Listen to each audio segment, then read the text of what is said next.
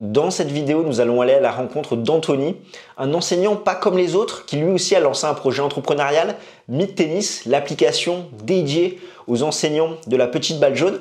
En plus, dans cette vidéo, nous allons faire une interview croisée, ce qui fait qu'à chaque fois, je vais poser des questions à Anthony pour qu'il puisse se présenter, parler de son parcours, de ses motivations, de ses difficultés. Et il va me retourner les questions comme ça, à la fin, une pierre deux coups, tu en sauras plus sur Anthony et tu en sauras plus également sur moi et sur Game Sit & Talk. L'interview est un petit peu longue, comme tu l'auras compris, mais je t'invite quand même à rester jusqu'au bout de la vidéo étant donné qu'à la fin, nous donnons nos pronostics pour la saison 2022. En tout cas, si c'est la première vidéo de l'année que tu regardes sur notre chaîne YouTube, je tenais à te souhaiter une très bonne année 2022, plein de bonnes choses, la santé surtout à toi et à tes proches et on espère une très bonne saison tennistique avec des matchs dantesques. En tout cas, la première résolution que tu peux faire, c'est t'abonner à notre chaîne si tu veux qu'on t'aide à décrypter l'actualité tennis tout au long de l'année. Cela étant dit, je te laisse avec ma conversation avec Anthony, le fondateur de Meet Tennis. Générique. Allez, bon, en tout cas, merci. On a réussi à se caler et on va faire cette interview croisée, mais en une seule et même vidéo finalement, qui sera disponible sur chacune de nos plateformes. Donc, comme on a convenu ensemble, on va essayer de faire 10 questions, se répondre mutuellement, chacun se la poser en fait, pour que chacun de nos auditeurs et auditrices puisse en apprendre un petit peu plus sur ce qu'on fait nous, chacun de notre côté, et que ce soit sur notre personne ou même sur les projets qu'on a menés ou qu'on va mener. Et je pense que ça sera intéressant dans chacun des cas. Ça fait longtemps que vous voulez le faire. C'est clair. Bah, avec grand plaisir, Anthony. C'est vrai que ça fait plaisir enfin de pouvoir s'entretenir. Pour la petite anecdote, ça fait 1 an, je pense, qu'on échange, qu'on se dit voilà, il faut qu'on se le fasse, les vacances, ci et là. Et au final, avec nos différents projets, on n'a jamais eu le temps de se capter et de trouver un créneau commun. Et c'est le cas là, en cette fin d'année 2021.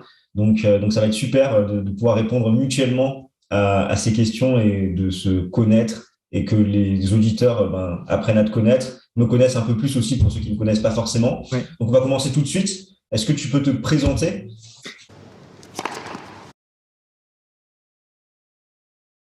Et donc, du coup, je vais me présenter en tout premier, après je te donnerai la parole à ce sujet. Donc, du coup, pour ceux qui ne me connaissent pas, et puis comme tu l'as dit, je pense que c'est très intéressant pour les personnes qui même sont de nos audiences, qui puissent en savoir peut-être un peu plus. Moi, je sais que personnellement, j'en parle pas trop. Les curieux viennent discuter avec moi et c'est très intéressant aussi, mais je suis pas du fait à me mettre en avant sur ce que je fais ou pas, mais voilà. Donc là, en tout cas, je vais le faire. Donc du coup, je m'appelle Anthony, donc j'ai 28 ans au jour d'aujourd'hui. Je suis à mon compte dans tout ce qui touche à la communication, c'est-à-dire création de vidéos, création de sites web, création d'applications mobiles. Et j'ai eu un passé en tant qu'enseignant de tennis. Et j'ai réussi à garder ce côté tennis et pédagogie au tennis avec un rôle en tant que formateur sur la Ligue Occitanie de tennis. Donc voilà, donc on va dire que j'ai ces deux casquettes-là, vraiment le côté entreprise, auto-entreprise et le côté formateur, sur lequel vraiment j'y tiens à cœur, et l'aventure Meet, donc que tu connais, que vous connaissez peut-être, ceux qui nous entendent, sur laquelle justement j'aime, on va en parler sur les questions suivantes, mais j'aime arriver à transmettre des choses et donner l'envie aux enseignants de continuer à se former, à perdurer dans l'enseignement grâce aux apprentissages qu'ils pourront faire petit à petit. Voilà. Et donc, je vais te poser la question à toi maintenant, du coup. Du coup, moi, c'est Constantin, j'ai 26 ans. Je suis consultant ingénieur projet et à côté, depuis 2016, j'ai lancé un projet perso d'une chaîne YouTube Game Sit & Talk, sachant que cette idée me trottait un petit peu. C'est quelque chose qui me plaît de pouvoir parler tennis, de pouvoir analyser le circuit professionnel, que ça soit chez les hommes et chez les dames. Et c'est pour ça que j'ai décidé de lancer ma chaîne YouTube. Donc, je fais ça à côté, où on revient avec mon équipe tout au long de l'année sur les différents circuits. Et voilà pour cette courte présentation, sachant qu'après, on va rentrer un petit peu plus en détail dans le vif, donc pour pas trop faire l'audit. Par contre, je suis curieux, et peut-être que ceux qui nous écoutent aussi, qu'est-ce que tu entends par le métier que tu fais ? Parce que du coup, moi, ça m'intéresse. Et parce que le terme, ça fait un peu joli, tu vois, en tout cas. Mais qu'est-ce qu'il y a derrière ? C'est ça. En fait, du coup, c'est sur la partie management de projet. Donc, en fait, je suis dans une entreprise où ils nous envoient chez les clients. Donc, on a différents types d'industriels et on doit les aider, les épauler sur la partie management de projet. Donc là, à l'heure actuelle, je suis chez un industriel dans l'aéronautique. pour ceux, voilà, sans citer de nom pour ceux qui connaissent, et où je gère la partie coût, planning et risque sur un projet précis. Donc, je suis un petit peu le garde-fou des coûts pour savoir ce qui sort, ce qui rentre, qu'est-ce qu'on peut dépenser ou non, contrôler un petit peu ces dépenses et voir avec mes différents interlocuteurs, soit pour demander des budgets supplémentaires, soit pour comprendre pourquoi il y a des potentiels dépassements. Après, ça entraîne qu'on a un planning à suivre tout au long de l'année avec des jalons principaux qui drive un petit peu les coûts, hein, sachant qu'on sait s'il y a des pics budgétaires, ça va être relié à certains jalons importants qu'on va passer dans l'année. Et derrière, forcément, tu as des sujets à risque qu'il faut surveiller, étant donné que ça peut engendrer des coûts supplémentaires ou à l'inverse, des opportunités pour gagner de l'argent plus tard. D'accord. Et en général, ça se passe bien. Ça se passe bien. Après, voilà, il y a toujours quelques dépassements qui peuvent se faire, mais on arrive à retomber sur nos pattes. D'accord. Bon, très bien. Et on l'a pas dit ça, mais on est tous les deux quand même dans le sud de la France. Moi, je suis dans le sud-ouest et toi, tu es dans le sud-est. Ouais, c'est ça, Aix-en-Provence. Et moi, du coup, à côté de Toulouse. Les gens qui connaissent ces accents auront reconnu. donc, deuxième question. Donc, en fait, on va s'alterner les questions. Donc, deuxième question, quel est le rapport?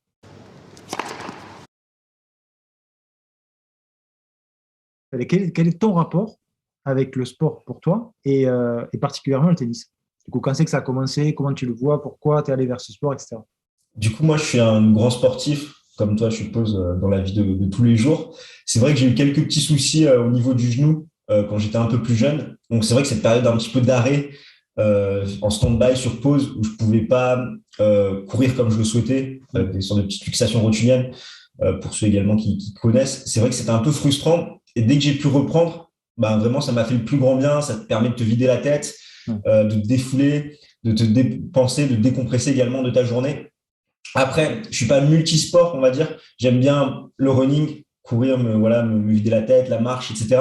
Et après, comme je fais pas les choses à moitié, je suis vraiment sur un segment très particulier qui est le tennis. Je sais qu'il y a des gens qui sont plus polyvalents, voilà, le basket, le foot, etc. Moi, c'est vraiment que le tennis qui me plaît. Un sport que j'ai découvert en 2004. Je devais avoir 9 ans. C'était devant Roland-Garros, comme beaucoup de Français.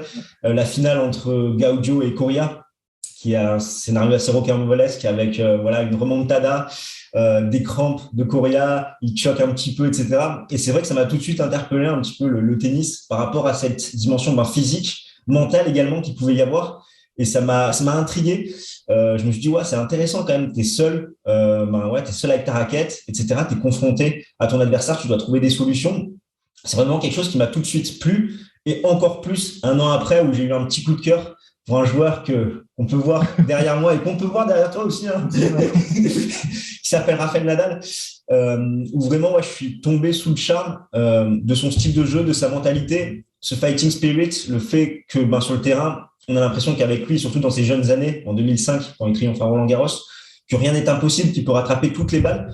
C'est vraiment quelque chose qui coïncide avec mes valeurs. Je me reconnais dans ça. Et c'est vrai que j'ai tout de suite accroché avec le joueur. En plus, à l'époque, j'étais très jeune, j'avais les cheveux un petit peu longs. Lui aussi, il avait les cheveux longs. Il est un peu match métis. C'est vrai que je me suis vraiment identifié à ce joueur et depuis, je le suis à travers tous les tournois. Et c'est vraiment quelqu'un qui me plaît. J'apprends beaucoup de lui. C'est vraiment un mentor, un modèle. Et ça m'a encore plus donné envie d'apprendre sur le tennis. Et c'est de ça qu'est partie ma passion. Et derrière, après, de comprendre le circuit professionnel, comment ça marchait. Et de là, on arrivait à fonder Games and Talk. C'est vraiment intéressant ce que tu dis parce qu'on peut le voir. Et nous, enseignants, on sait qu'on est quand même, parfois, on est la clé d'une aventure qui va durer peut-être des années pour des enfants, tu vois. Et ça, c'est vraiment intéressant parce que du coup, cette personne-là, à savoir Nadal, t'as fait tic, toi, dans la tête, tu fais « Ah, mais c'est ça que je veux, c'est ça que j'aime. » Et s'il n'avait pas été là, peut-être que ça serait pas, peut-être qu'il serait arrivé plus tard. Mais en tout cas, là, vraiment, il a créé, il a fait l'étincelle qui fait que maintenant, tu t'épanouis dans ça, en tout cas. C'est ça, c'est clair. Et en plus, du coup, quand tu vis ces matchs, quand tu vis des moments forts ou des moments où il est un peu dans le dur, c'est vrai que ça te donne des frissons, ça crée des émotions. Et tu te sens un petit peu vivant, entre guillemets. Et donc, je pense que c'est important aussi de s'identifier à des joueurs, même si après, il y en a toujours, par rapport à cet éternel débat entre Federer, Nadal, Djokovic. Mais je pense que c'est aussi important d'avoir ce genre de modèle parce que c'est vrai que tu vis pas les matchs de la même façon. Tu as ce côté affect. Mais c'est vrai que quand tu vis le truc, tu vois, tu as toutes ces émotions et ça donne des frissons. Et c'est vachement intéressant et on s'épanouit vraiment dans le tennis. Et c'est ce qui me fait, ouais, c'est ce qui me fait kiffer. Après, on pourra en parler. Donc, enfin, du coup, j'ai dû stopper quand j'étais jeune le tennis. J'ai repris en 2020. Il y a eu le confinement, le couvre-feu, etc. J'étais non classé. Là, j'ai fait un tournoi. Je suis monté 34. J'ai pas un gros niveau de tennis. Je suis plus à l'aise derrière la caméra qu'avec une raquette. Mais je kiffe quand même. Tu vois, je kiffe taper dans la balle. Je m'épanouis vraiment. Ça me fait super plaisir, ça me fait énormément de bien, même si je suis un peu frustré parce que j'ai pas forcément le niveau que j'aimerais avoir, voilà, où il y a des lacunes et forcément, voilà, ceux qui m'ont vu déjà jouer le savent. Mais c'est vraiment, enfin voilà, c'est vraiment un bien fou et vraiment, je souhaite à tous les auditeurs qui sont passionnés d'un sport, ben, qu'ils aient ces émotions quand ils le regardent, quand ils le pratiquent, parce que ça fait vraiment du bien et sur le sport en général, c'est ultra important. Par rapport à toi, du coup, ton rapport au sport et au tennis, est-ce que tu vois un petit peu de la même façon ou est-ce que tu es un peu plus multisport? Moi, le rapport au sport, il est en moi depuis tout le temps. C'est quelque chose que j'ai toujours senti, ressenti. Et au jour d'aujourd'hui, ça se voit encore plus parce que je pense que je dois faire entre 5 et 6 sports par semaine. Du coup ça a vraiment été. Au début, c'était pas ça. Hein, c'était pas ça du tout. Je commence le sport finalement qu'à 6 ans, que d'autres commencent beaucoup plus tôt. Quand on me voit sur les cours, sur les mini-tennis, même sur les baby-tennis, des fois, à 3 ans, ils sont là. Donc, je commence à 6 ans, je commence par le foot et le tennis. Et finalement, je me plais pas au foot, c'était pas ouf. Pourtant, j'adore jouer en équipe, mais là, du coup, ça percutait pas. Je me focalise sur le tennis et j'y reste pendant 20 ans, sérieusement, on va dire. Et après, du coup, cette période-là, je me suis découvert une passion qui m'anime maintenant au jour le jour pour le triathlon. Et le triathlon qui prend beaucoup, beaucoup de temps. Ou en tout cas, quand tu veux vraiment performer, il faut passer du temps parce qu'il y a 3 disciplines, natation, vélo et course. Et donc, du coup, je passe beaucoup, beaucoup de temps en ce moment dessus et j'oublie pas mes premiers amours, à savoir le tennis. Et je pratique un peu plus tu vois, tout ce qui peut s'y apparenter, tu vois, genre le paddle, le beach, le golf. Tu vois, le golf, j'aime bien faire la parenthèse parce que du coup, quand tout à l'heure tu disais on est sur le terrain, on est tout seul avec sa raquette, mais le golf, on retrouve les mêmes choses, tu vois. Certes, tu as des mecs sur le parcours qui vont faire un score de fou, mais si toi, tu te démerdes bien et que tu joues le jeu que tu dois jouer, ben, du coup, tu vas faire ton score et tu seras pas. Voilà. Par contre, au tennis, tu as quand même, si le mec est meilleur, bon, il va te mettre dans la difficulté. Donc. Mais c'est toujours ce rapport-là qui est vachement intéressant avec le tennis et qui, du coup, je trouve, d'avoir testé plein de sports, fait vraiment le rapport avec soi-même, fait vraiment intérieur, tu vois, tu travailles vraiment sur toi, je trouve. C'est vraiment. Après, le triathlon, c'est une aventure. C'est vraiment. Tu t'entraînes, enfin, moi je m'entraîne en ce moment entre 15 et 20 heures par semaine pour ça. C'est vraiment, là tu apprends à te connaître, tu apprends plein de choses sur la nutrition, le sommeil, toutes les filières énergétiques, toute la physiologie, tout. Si tu veux performer, il faut vraiment tout connaître. Donc c'est une super quête pour soi-même en tant que sportif. Donc quand je parle tennis, évidemment, je repense quand je suis tout petit. Tu vois, quand je suis tout petit, moi ce qui m'a marqué, je me rappelle encore, j'étais chez mes grands-parents, on regarde Roland. Et là, il y a Serena qui jouait. Je ne sais pas contre qui. Et quand j'entends frapper, j'entends un bruit, mais un bruit ouf. Et je me dis, putain, ce bruit quand même. Et là, j'aimerais trop le vivre. Et là, j'ai dit à papa ou maman, je ne savais plus qui c'était. Et je lui dis, je veux jouer au tennis. Voilà. Et bam, c'est parti. Parce que j'avais entendu, et en plus, cette anecdote, je l'ai dit sur la dernière interview que j'ai fait avec un coach. Hein, et je lui ai dit, moi, ce bruit-là, je voulais l'entendre, je voulais le vivre. Je voulais le vivre, je voulais le ressentir. Là, et ça m'a. C'était, ouais, voilà, ça a été le déclencheur. En fait, c'était, oh, putain, ce bruit, oh, je veux faire pareil. Et du coup, une fois que tu étais dedans, ben, comme tout, tu t'investis, tu passes du temps. Je me suis entraîné pendant des années. Du coup, je suis monté K15 au final, mais ça suffisait pour passer le DE. Et du coup, après, maintenant, quand je fais le comparatif, je me sens plus à l'aise à faire plein de sports plutôt qu'un seul. Voilà. Après, c'est mon rapport au sport. Hein. Il y en a qui vont être excellents dans un sport et d'autres qui vont être moyens dans d'autres. Et inversement, moi, je vais être, je pense, passable ou bon dans tous les sports que tu vas me proposer. Mais par contre, je ne vais pas être l'élite. Quoi. Mais bon, en tout cas, je prends du plaisir là-dedans. Et on en parlera peut-être dans la suite des questions. J'ai vraiment une envie forte pour 2022 de valoriser les bienfaits du sport pour le monde, pour les personnes en France en tout cas pour l'instant. On verra si on fait pour les Anglais, mais en tout cas, j'ai vraiment envie de valoriser le sport et les bienfaits et les valeurs qu'on peut partager parce que au-delà de l'enseignement du tennis, ce qui m'intéresse et ce qui m'intéressait, que je peux retrouver aussi dans le cadre de la formation des enseignants, c'est éduquer, amener des choses qui vont permettre de faire perdurer l'enfant ou en tout cas l'élève et voire l'adulte dans des valeurs qui sont communes à tous les sports et qui font que tu es une meilleure personne, quoi. Et cette image-là du sport, je pense qu'il faut la promouvoir, il faut la montrer, surtout que là, on est à 2 ans, enfin, on est à 3 ans Une grosse échéance. des JO. C'est bon, là, d'ici quelques mois, on va avoir les JO d'hiver, mais voilà, c'est vraiment des moments, c'est des moments, c'est des périodes, on le voit. Quand tu regardes la Coupe du Monde de foot, le foot, quand même, pour toutes les images qu'il y a qui sont pas bonnes, tout ça, je pense aux supporters, les prix, tout ça, bon. Mais quand tu vois, quand on a été champion du monde, quand la France a été championne du monde, tu as l'impression que tout le monde sont les meilleurs amis du monde. Hein. Oui, c'est clair. Tu sors dans la rue, mais c'était la fête. En plus, c'est en juillet, il fait beau, tout ça. Mais je me rappelle, le coup de sifflet final était sifflé, ça klaxonnait déjà dans les rues, tout ça. Et pourtant, je ne vis pas dans une grande ville. Hein. Et là, mais c'était la fête, mais c'était incroyable. Et tu sentais cette ferveur, tu sentais cette énergie. Il n'y a que le sport. Moi, je connais que le sport. Ça. C'est fantastique. Non, c'est clair que ça rassemble. Et comme je te disais, par rapport à ce qu'on évoquait sur Rafael Nadal, c'est vrai que aussi le fait de pratiquer un sport, ça t'apprend le dépassement de toi. Par exemple, si tu cours, de faire un tour supplémentaire ou de taper une balle en plus, etc.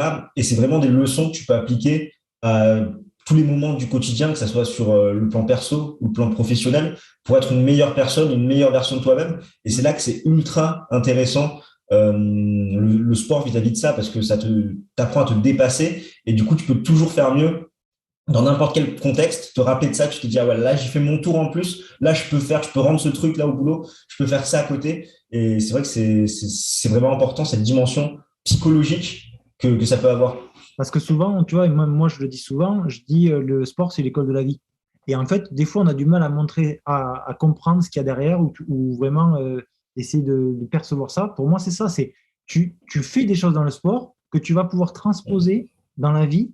Par exemple, tu as des événements sportifs avec des échéances élevées et tu te dis, je ne sais pas si je vais y arriver.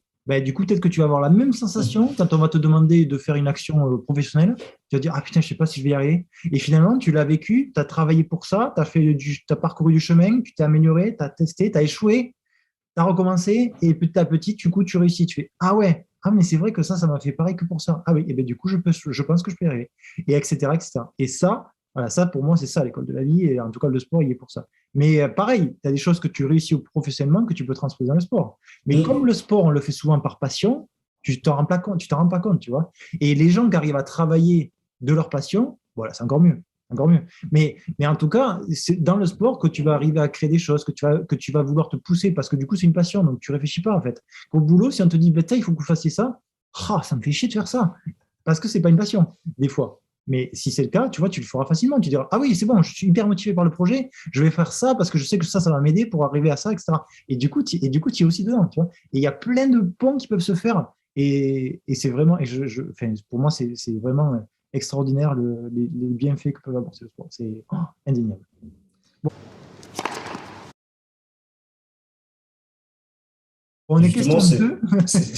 Justement, c'est totalement lié à la prochaine question. Est-ce que tu as toujours eu cette fibre entrepreneuriale, sachant qu'on va en parler, rentrer dans le cœur du sujet après, par rapport à Meet Tennis. Mais là, est-ce que tu as toujours eu dans ton enfance ou plus jeune, cette envie de lancer des projets, de concrétiser des choses?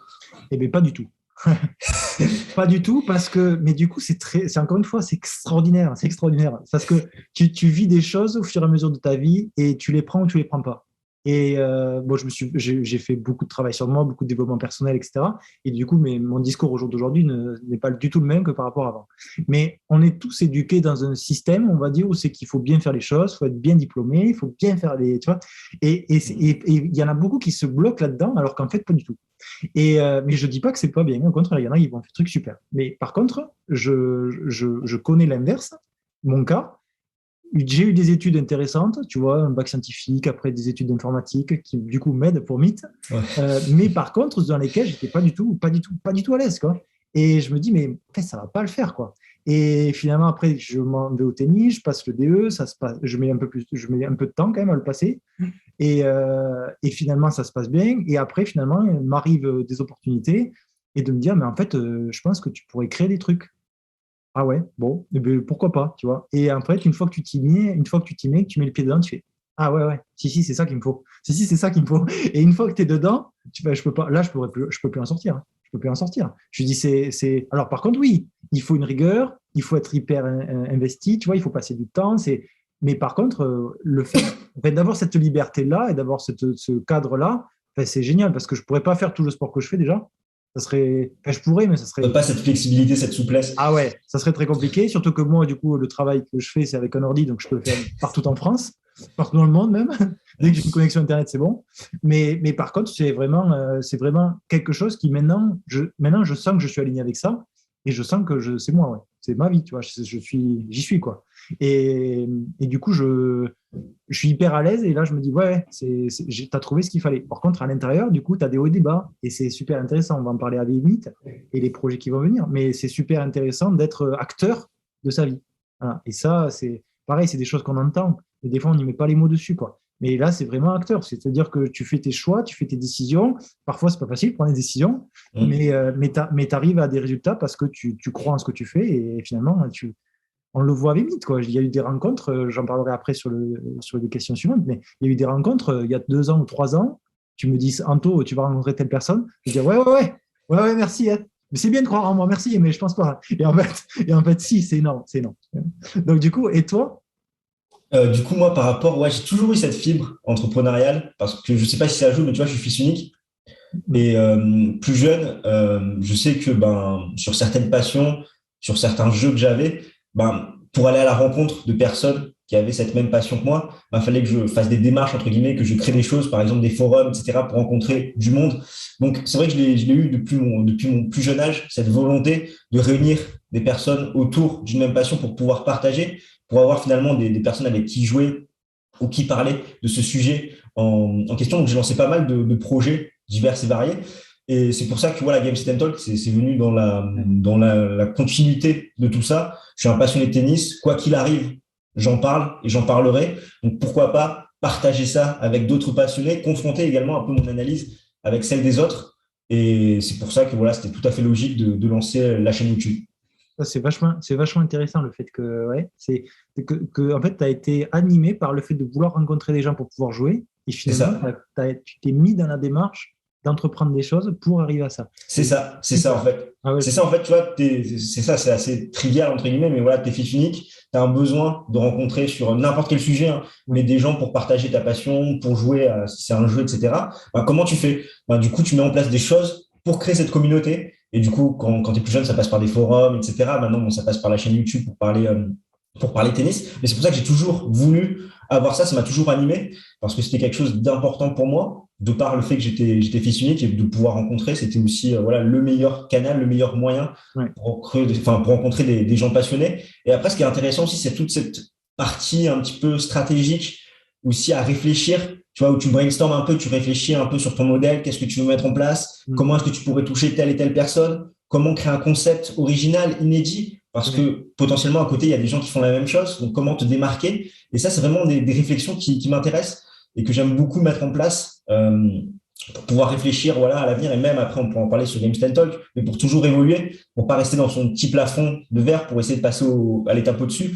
Donc, c'est vraiment quelque chose d'ultra intéressant que quand tu es entrepreneur, que tu vois un petit peu tous les jours, pour ne jamais rester au même stade et toujours continuer d'avancer, toujours continuer de progresser et t'améliorer de façon perpétuelle. De toute façon, à partir du moment où c'est que tu sors de cette dynamique-là, ben, tu régresses. Hein. Tu stagnes même pas, tu régresses parce que les autres, ils avancent, tu vois. Et c'est pas la course à celui qui va faire le truc de fou, c'est l'engouement autour d'un sujet qui fait que petit à petit, tu as des gens qui s'y mettent dessus. Il y en a un qui va apporter un truc de plus, l'autre qui va vouloir apporter encore un truc de plus, et du coup, tu te retrouves à élever ton niveau. Ça, c'est comme les gens, moi, souvent, on me dit ah, mais sur Meet, il y en a qui font déjà des trucs comme ça, ou il y en a qui font pareil que toi. où ils me disent, ouais, la Fédé, elle a fait un truc comme ça. Mais je dis, bah, la Fédé, elle m'a pas piqué l'idée. La Fédé, elle a eu les idées comme tout le monde a des idées, tu Ah vois. oui. Il y a des profs, ils ont des idées de fous et on les entend pas, tu vois. Mais je dis au contraire, moi, le lieu mythe, c'est on se retrouve, on se rassemble et on échange, voilà, et on partage. Et tout le monde fait des trucs et tout le monde partage des trucs, tu vois. C'est pas, hé, regarde ce que j'ai fait, regarde, c'est ce qu'il faut faire, hein. Non, non. Si tu prends, tu prends, tu prends pas, tu prends pas, on s'en fout, de toute façon. C'est comme quand tu es dans des rassemblements, dans des réunions d'entreprise, dans des espaces de brainstorming, justement, Oui. dans des colloques. Et là, du coup, tout le monde parle. Alors, des fois, tu as des idées qui sortent, putain, trop bien. Et d'autres, tu fais, ouais, bon, celle-là, bon, ouais, peut-être pas, ouais. Mais c'est pas grave. Tu vois, et c'est ça qui est bien. Mais du coup, tu as la question 4.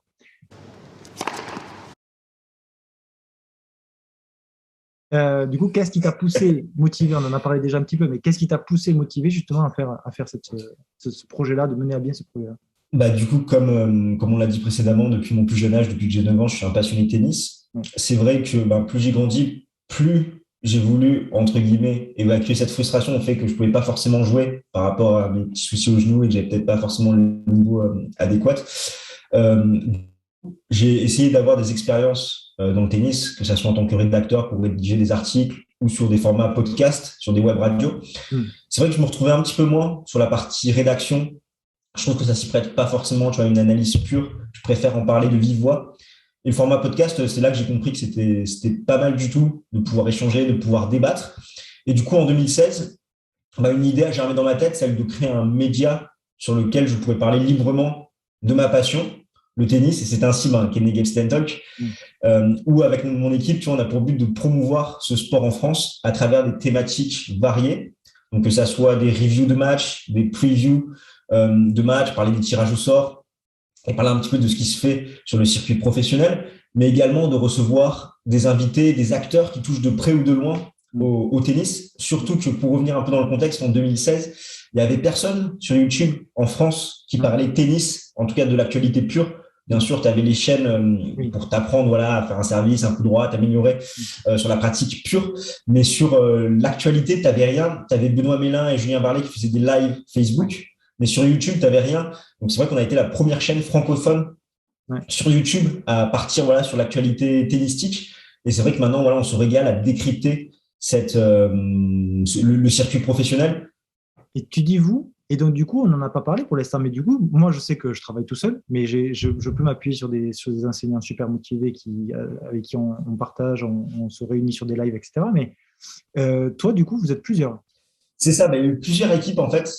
En 2016, quand j'ai pensé ce projet, par rapport à mes différentes expériences, j'ai contacté plusieurs personnes avec qui j'avais déjà travaillé, qui étaient aux quatre coins de la France. Donc, on n'était pas dans la même région ni dans la même ville, pour savoir si ça les intéressait d'intervenir, de débattre également et de participer au projet. Donc, au début, on a eu une équipe voilà, avec 5-6 personnes. Et après, durant quelques années, 2-3 ans, et après, les aléas de la vie, les projets perso et pro de chacun ont fait qu'ils ne peuvent plus assurer le même périmètre.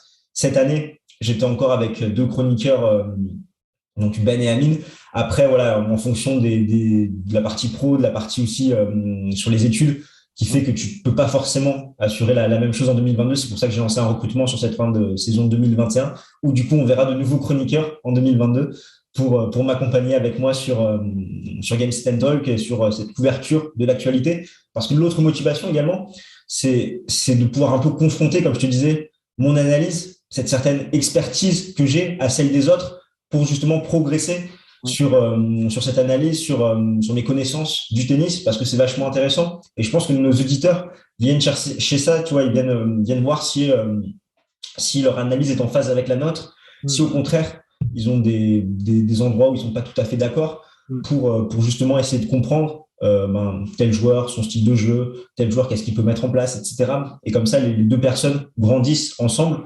Après, dans nos auditeurs, tu as également la partie qui n'a pas forcément le temps de voir tous les matchs et qui, en quelques minutes, arrive à avoir une pastille qui lui explique les principaux résultats, pourquoi le joueur A battu le joueur B, qu'est-ce qu'il a mis en place. Parce que c'est vrai que c'est quelque chose qui m'intéresse vraiment, tu vois, la partie tactique, de qu'est-ce qu'un joueur peut mettre en place pour faire déjouer son adversaire, sur quoi il va devoir s'appuyer.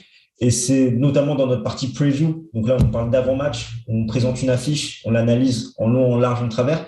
Il y a une partie, c'est aspect tactique. Et là, on essaie de voir un petit peu le match-up en lui-même, les forces de l'un, les forces de l'autre, les faiblesses des deux joueurs, et qu'est-ce qu'ils vont pouvoir faire justement pour se démarquer sur ce tournoi-là par rapport à leur dynamique du moment. D'accord. Non, donc, du coup, tu as quand même réuni la question 4 et 5 ensemble. Mais bon. Voilà. On essaie de rattraper. Non, peut-être, ouais. C'est pas grave. Et du coup, je vais passer à ma partie. Mais, mais en tout cas, je vois qu'à travers ce que tu partages, il y a des choses qui sont similaires sur Meet, tu vois. Et en tout cas, dans ces envies-là d'échange, de débat, je pense que c'est hyper intéressant, tu vois, pour quelqu'un de se confronter aux autres, mais il ne faut pas le voir comme un jugement, tu vois. Et il y a plein les stagiaires que j'ai en formation DE, c'est ah oui, mais là, il y aura les jurys. Mais je dis, mais ne vois pas le jury comme un jury, tu vois le jury comme un collègue. Et du coup, déjà, ta vision des choses, elle va être beaucoup plus positive, beaucoup mieux, tu vois, tu as le droit à l'erreur. Alors, c'est sûr, si tu en as qui viennent et qui vont te dire, bah oui, ça va pas, ça marche pas. Ouais, mais ça marche pas, pourquoi? Explique, tu vois. Si tu dis pas, ça sert à rien, gars, tu vois. Bon, mais bon. Et donc, du coup, Meet. Ouais, dis-nous tout sur Meet. Meet, il naît dans ma tête pendant que je suis en formation DE. Il naît dans ma tête pendant que je suis en formation DE. À la Ligue Occitanie, du coup, c'est que j'ai passé le diplôme. On nous avait demandé de fournir une action de fidélisation. Et juste pour que les personnes dans la chronologie, c'est quelle année que ça naît Donc, l'action, le départ, dans l'idée, c'est 2017. Okay. Et janvier 2018, je commence à coder. Et septembre 2018, j'attaque. Ouais. Et donc, du coup 2017, l'idée PIM, je fais ah. Et donc, du coup, il nous demande ça. Il nous demande une action de fidélisation, une action de recrutement à partager, mais qui n'allait pas nous être donnée. Bon. Donc, on en donne tous, on était 20, je crois, donc ça fait 40 actions. Il y en a peut-être certaines qui étaient les mêmes, mais bon, on va dire qu'il y a 40 actions. Et du coup, je dis à mon formateur, qui maintenant est mon collègue, je lui dis, mais est-ce que tu peux pas nous les envoyer, les trucs, parce que du coup, ça nous fait une liste d'idées, c'est super, tu vois. Ouais. Et donc, j'ai pas eu la réponse. Je pense que c'était pas méchamment, c'est juste que, bon, je suis passé au milieu des mails des autres, c'est pas grave. Mais du coup, je me dis, putain, il y a quand même un truc, quand même. Je regarde sur le web, tu vois, il y avait des articles, de temps en temps, sur le tennis, comme tu disais. Il y a des chaînes vidéo qui apprennent à jouer au tennis. Et il y a des choses intéressantes. Donc, évidemment, je me dis, bon, il y a du contenu, mais il n'y a rien pour les enseignants. Il n'y a rien. Il n'y a rien en France. Bon, en tout cas, dans la francophonie, peut-être un peu plus. Tu vois, côté Canada, les mecs sont toujours en avance.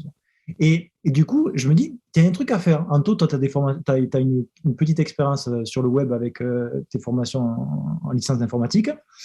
Tu es capable de le faire. Bon, pourquoi pas? Donc, je m'y mets, je m'y lance et je commence à coder. Donc, ça a germé quand même un petit peu. De me dire, est-ce que c'est réalisable? Qu'est-ce que je pourrais faire? À côté, j'avais commencé à faire des vidéos, tout ça. Je me disais, je serais peut-être capable de faire des interviews, tout ça. Et justement, un de mes formateurs, qui lui était spécialisé plutôt partie projet de club, il me dit, mais toi, tu sais faire des vidéos, fais des interviews de coach. Ah, je lui dis, alors qu'au début, je voulais juste centraliser des choses. En fait. Je voulais qu'il y ait un seul et même endroit où c'est que les gens discutent, partagent des articles, des vidéos, des lives, de partout, en fait, et que ça soit un seul et même endroit, c'est qu'il y ait tout. Et il me dit, tu peux faire. Ah ouais, c'est vrai, c'est pas con ça. Ah, c'est pas bête ça. Et du coup, j'ai fait, c'est parti. Et donc après, évidemment, ça demande plus de travail, hein, évidemment. Et sachant que je les faisais en réel jusqu'au Covid, donc il fallait se déplacer, prendre le matos adéquat, s'équiper, etc. Bon, mais après, pour l'entreprise, je l'avais déjà, donc ça va. Et du coup, je me mets à faire ça. Et je me dis, ouais, mais en fait, ça commence à être vraiment bien. Et j'en parle à la Ligue Occitanie. Là, Occitanie voulait un peu se l'approprier. On n'était pas trop en accord là-dessus. Donc, ça a freiné un peu le truc. Je me suis dit, bon, c'est mort, c'est pas la peine. Et finalement, en septembre, je me suis dit, non, c'est hors de question que je passe à côté d'un truc comme ça. Je pense que c'est bon. Il faut que j'y aille. J'y vais. Et là, du coup, je crée le truc. Je lance le site. Au début, du coup, c'était que le site. Il y avait le site. Il y avait le compte sur Facebook, le compte sur Instagram et la chaîne YouTube. Et en fait, je fais pas les choses super bien pour ça, par contre, ça, je le sais, si j'avais un peu plus de temps, je le ferais, mais mon contenu, c'est le même partout. Alors qu'on sait qu'il y a des différences pour chacune des plateformes. Le contenu n'est pas aussi vu pas aussi longtemps vu sur Facebook, sur Insta qu'il est vu sur Facebook. Et inversement sur YouTube. Même si YouTube, ça a quand même tendance à pouvoir remonter un petit peu. Mais bon. Et donc, du coup, je mets ce contenu à chaque fois partout. Et mon but, c'est ça, c'est de dire, OK, on a un endroit où c'est que tu as des personnes qui vont venir partager des choses qui marchent dans leur club. Et au début, bon, certes, là, au jour d'aujourd'hui, il y a eu des coachs de haut niveau qui sont venus, mais parfois, je fais parler des personnes qui sont des enseignants de club. Il y a 200, 300 personnes dans leur club et ils font des trucs super. Et pour moi, c'est aussi important l'un que l'autre, tu vois. C'est des mecs qui sont motivés, qui vivent ça au quotidien, qui sont pas du tout dans le même registre, tu vois, parce que c'est pas le haut niveau, mais qui, par contre, sans eux, tu pourrais pas arriver à avoir des gens au haut niveau. Et c'est hyper important de transmettre aussi cette énergie-là et ce travail-là qu'ils font. Donc, tu en as qui vont te partager une méthode sur quelque chose, pas une méthode, mais en tout cas une expérience sur quelque chose. Et le mec qui entend ça, ou la fille, évidemment, il te dit, ben, ah, c'est intéressant ce qu'il fait lui dans son club, on va essayer de le faire chez nous. Alors, tu auras peut-être besoin de l'adapter, tu vois, tu auras peut-être besoin de le revoir, de te l'approprier. Mais en tout cas, tu as une idée. Pam. Et voilà. Et c'était la liste des idées là qui nous avait été donnée. On aurait eu chacun le temps de l'adapter. Et du coup, j'arrive à faire ça et je me dis, mais putain, je pense qu'on peut vraiment faire des trucs bien. Et j'avance dans la chronologie, du coup, je saute aussi sur la question 5 qui est qu'est-ce qu'on peut trouver sur le mythe. Et du coup, j'avance dans la chronologie et je passe du temps, je fais de plus en plus de rencontres intéressantes. Et on me pose souvent la question, on me dit, Mythe, du coup, tu passes beaucoup de temps, mais tu ne gagnes pas beaucoup. Ben, je dis, je ne gagne pas beaucoup d'argent, mais par contre, je gagne beaucoup en expérience, en contact, en compétences, tu vois, parce que c'est énorme. On discute tellement de choses, tu vois, et il faut être ouvert à tout, quoi. Et tu as des discussions qui sont super pertinentes, qui peut-être à l'instant T ne te servent pas, mais il ne faut pas les fermer parce que du coup, tu te dis peut-être que plus tard, tu en auras besoin. Et au début, je me rappelle, dans mes années lycée, j'étais très fermé. J'étais quelqu'un, ah ben lui, à ce moment-là, ça ne m'intéresse pas de l'entendre parler. Ben, en fait, non, tout le temps, il faut tout le temps écouter. Il faut tout le temps écouter parce qu'il y a toujours un truc à tirer. Et maintenant, dès que je rencontre quelqu'un, je vais chercher le petit truc chez lui, dans sa vie, dans sa passion, dans quelque chose qui me fait dire, voyons, parle-moi de ça. Et là, du coup, tu as l'écoute et tu apprends, et voilà, c'est génial. Bon. Et donc, du coup, sur Mythe, voilà, le chemin avance et arrive, on va dire, un moment hyper important, c'est le confinement, le premier confinement, où c'est que là, je voyais le vent tourner et je me suis dit, putain, là, tous les profs, ils vont être chez eux. Et toi, ça fait un petit moment que tu avais envie de les rassembler en live, faire pas des conférences, mais faire vraiment un lieu participatif en ligne. Et j'ai dit, bah, allez, je lance les lives. Et en fait, on en faisait un par mois, voire 2 par mois des fois, avec soit c'était des quiz, soit c'était juste un sujet de débat comme ça, soit c'était un expert qui venait, qui parlait, et on pouvait lui poser des questions. Mais ça a été extraordinaire, extraordinaire. Et tout à l'heure, dans la question suivante, c'est quelles sont les problématiques, mais on en parlera après. Il y a des choses qui, au jour d'aujourd'hui, me dérangent par rapport à l'engouement qu'on a vécu pendant le confinement. On va en parler après. Et en tout cas, dans toute cette histoire-là, du coup, dans cette histoire de Mythe, on peut retrouver au jour d'aujourd'hui des interviews, des articles, des documents pédagogiques, des vidéos pédagogiques, et tout ça sur, comme je l'ai dit, le site web qui n'est plus actif parce que du coup, à la place, il y a une application mobile. On en parlera aussi dans une des questions là. Application mobile qui est née il y a 1 an et qui a été un travail terrible, mais encore une fois très formateur et génial. Je ne pensais pas être capable de pouvoir faire ça, mais j'ai fait une application mobile et donc du coup c'est hyper formateur, c'est génial. Et du coup on va en parler. Je vais pas dire trop de choses pour pas griller les questions suivantes. Pas spoiler. mais en tout cas voilà, c'est une aventure extraordinaire. Et je suis ravi d'avoir fait ce choix-là, comme on parlait de choix tout à l'heure. Je suis ravi d'avoir fait ce choix-là et de pas avoir cédé à me dire ouais, mais s'il faut, ça ne marchera pas. Si la Ligue, elle n'a pas voulu, ça ne me plaît pas, tant pis. Non. J'ai bien fait. Et là, au jour d'aujourd'hui, du coup, Mythe a 3 ans. En septembre, a eu 3 ans. Là. Et du coup, je suis hyper content. Donc, si nous, on doit reprendre un petit peu, dans ton cas,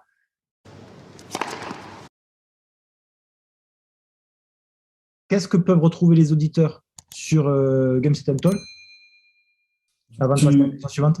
Ouais, pour la question, avant de passer à la question, du coup, comme je le disais, sur ce que les auditeurs de Mythe peuvent trouver sur Game Set & Talk, c'est une couverture du circuit ATP et WTA tout au long de l'année, avec notamment une forte présence sur les moments importants, tels que les Grands Chelems et les Masters 1000, avec des débats, des lives également, comme tu as pu l'évoquer, avec des questions centrales en fonction de ce qui se passe dans ces événements.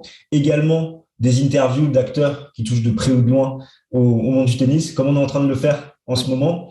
et des analyses d'affiches, des previews pour voir un petit peu les forces en présence. Je sais pas si on prend une affiche qui a pu avoir un Djokovic-Medvedev, de comprendre un peu la dynamique du moment, les forces et les faiblesses des deux joueurs, leur précédent face-à-face, un petit peu également comment ils ont joué dans ce tournoi d'un point de vue statistique. Est-ce qu'ils se sont fait beaucoup de fois breaker? Est-ce qu'au contraire, ils ont réussi à sécuriser leur engagement, faire peu de fautes? Et derrière, la partie qui je trouve est la plus fascinante, la plus passionnante, c'est la partie tactique, de voir, OK, les deux joueurs se sont rencontrés à l'Open d'Australie. Djokovic a totalement fait déjouer son adversaire. Qu'est-ce que Medvedev, là, à l'US Open, il va pouvoir mettre en place pour corriger un petit peu le tir?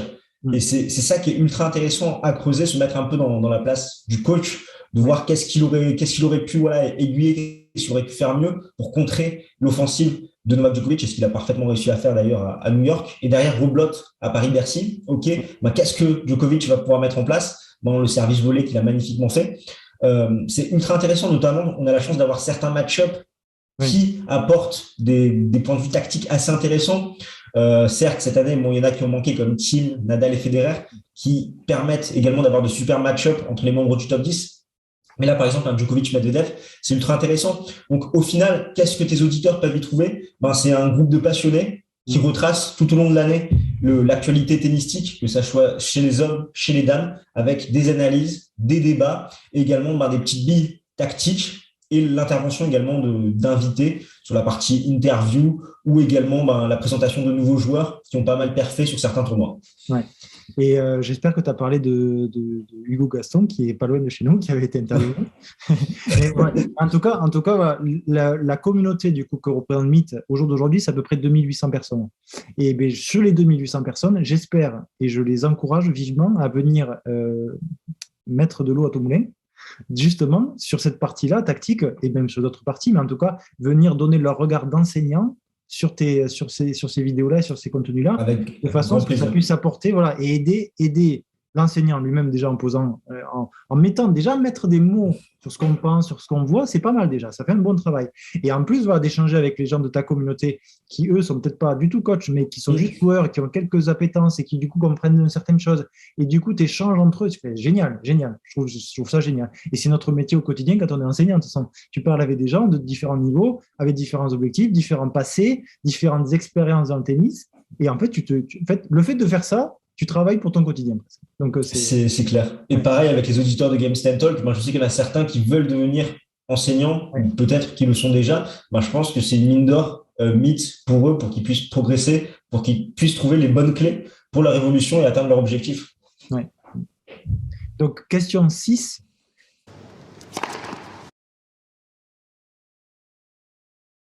Sur 10, pour pas que tout le monde se perde. Quelles sont les problématiques auxquelles tu as été confronté dans ce projet?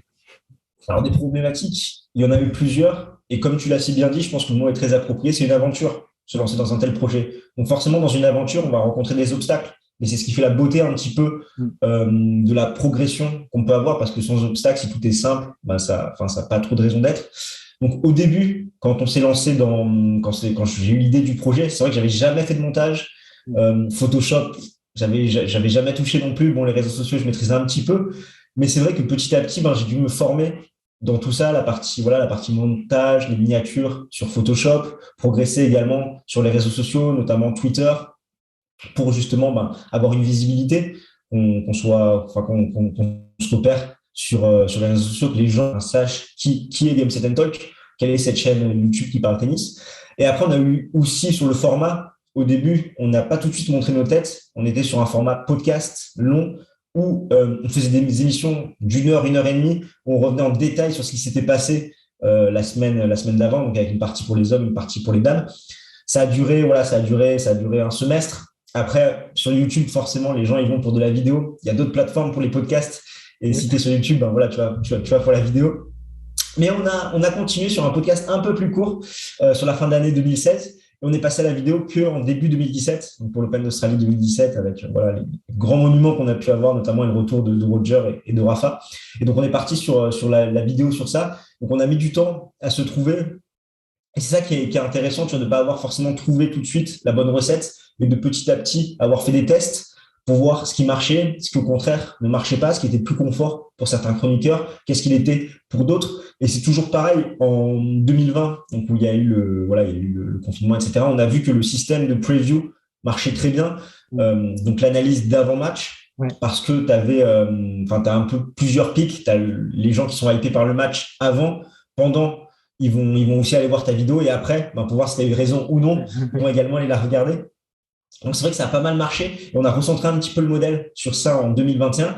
Sauf que, comme je le disais précédemment, en 2021, on a quand même perdu pas mal de têtes d'affiche, des Thiem, des Nadal, des Federer, qui créent vraiment des match-ups intéressants. Là, on a Djokovic, bien sûr, qui a toujours sa communauté derrière où c'est ultra intéressant. Mais en dehors des matchs de Djokovic, j'ai l'impression que un Medvedev-Zverev, ça intéresse un petit peu moins de monde, c'est un peu moins sexy, un peu moins popcorn. Donc, ça demande, de toujours renouveler son contenu. Donc, l'an prochain, en 2022, on va essayer de faire un peu plus de live, des débats en table ronde sur à certains moments de l'année pour créer un rendez-vous, pour que les auditeurs puissent s'identifier et se dire, OK, là, à telle date, tel moment, on va pouvoir retrouver l'équipe de Games Talk qui vont nous parler de ce qui s'est passé sur tel ou tel événement. Et également, de garder quand même des previews en fin de tournoi sur les grosses affiches et de faire participer un petit peu les auditeurs à voter, par exemple, à l'affiche à laquelle ils veulent qu'on analyse, etc. Donc, c'est vrai qu'on a des problématiques perpétuelles, entre guillemets, mais c'est la beauté aussi de ce projet, de pouvoir évoluer. Parce qu'à un moment, du coup, si tu n'as plus de problématiques, c'est-à-dire que là, tu es tout en haut, mais au final, pour le moment, ça veut dire que tu n'as plus de marge de progression, alors que de toucher des petits plafonds de verre à chaque fois, te remettre en question, c'est important de te dire, attends, ça marchait, mais là, finalement, je vois que ça marche un peu moins bien ou que c'est un petit peu aléatoire. Qu'est-ce que je peux faire pour que justement, mes auditeurs, ils trouvent leur compte, qu'est-ce qui les intéresse? Donc, ne pas hésiter à faire des sondages auprès d'eux pour comprendre qu'est-ce qu'ils vont venir rechercher sur ton contenu. Comment tu peux concrétiser également le tir de quelqu'un qui va regarder ta vidéo, mais qui n'est pas forcément abonné? Qu'est-ce qui va le pousser à cliquer sur le petit truc s'abonner? Donc, c'est des réflexions perpétuelles et c'est quelque chose aussi qui me plaît beaucoup, cette partie stratégie. Et c'est pour ça que ces problématiques, au final, n'en sont pas vraiment, parce que c'est des tremplins, au final, pour évoluer dans ton projet à certains moments de ta vie, quand tu passes les 1000 abonnés, après, quand tu passes d'autres jalons, c'est ultra intéressant. Et c'est ce qui montre un petit peu l'évolution de ton projet. Et tu peux dire, il y a quelques années, on était là, on faisait que de l'audio, parler derrière le micro. C'était compliqué. Maintenant, on est à l'aise face caméra, etc. Et c'est aussi la beauté de lancer un projet comme ça. Tu l'as très bien dit, c'est ce que j'allais dire sur Meet.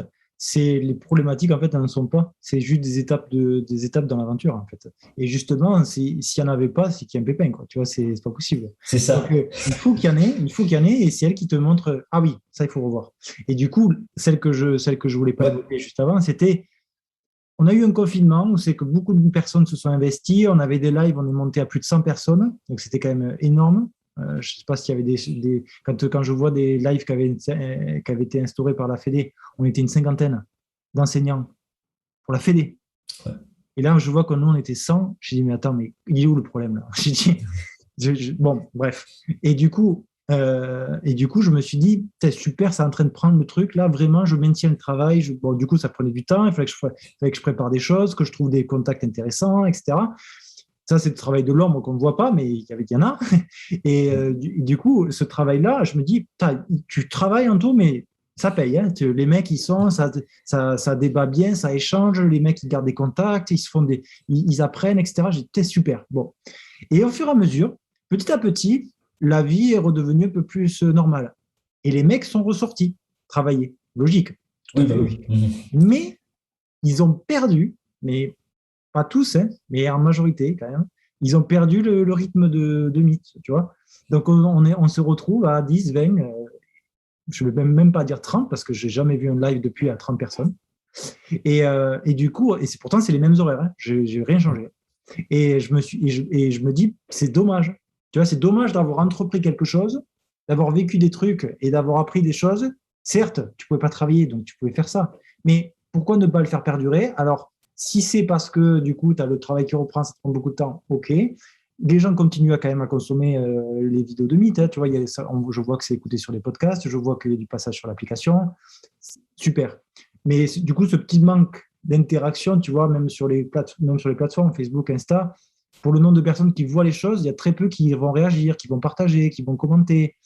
Et je trouve ça dommage, tu vois. Donc ça me fait un petit tilt à me dire, OK, Anto, qu'est-ce que tu dois proposer pour que ça tilte plus? Qu'est-ce que tu dois faire pour que les mecs soient un peu plus dans l'interaction? Qu'est-ce que tu dois faire pour que ça soit un peu plus dans le partage et pas dans la conso, même si ça aurait tendance à être comme ça dans le système actuel. Mais j'ai pas envie de me cacher derrière, oui, mais en fait, tout le monde est comme ça consomme et c'est fini.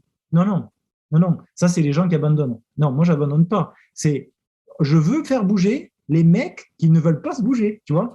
Et alors, ceux qui sont déjà sur Meet, c'est génial parce que du coup, ils ont fait la démarche.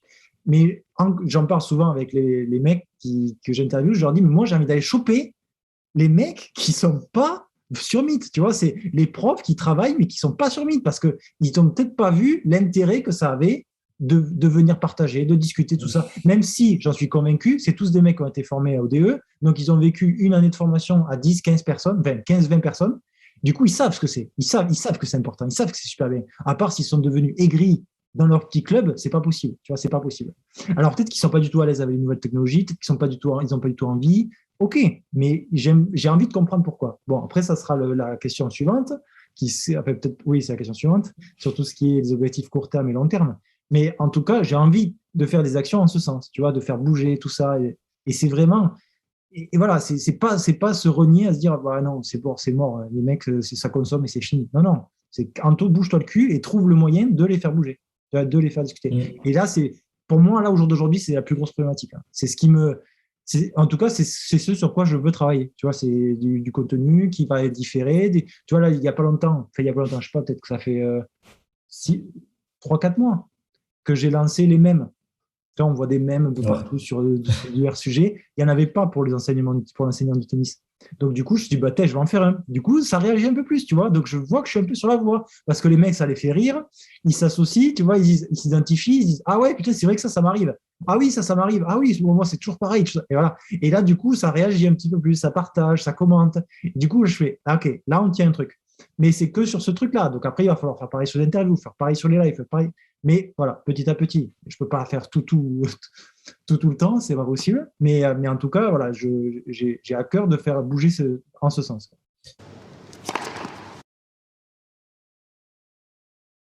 Et du coup, ça permet de passer à la prochaine question. Quelles sont tes perspectives d'évolution à court et long terme pour Meet? Court terme, tu vois, je pense qu'on ne va pas chercher midi à 14h, c'est perdurer là-dedans, tu vois, faire continuer à faire parler les gens, continuer à faire parler des personnes.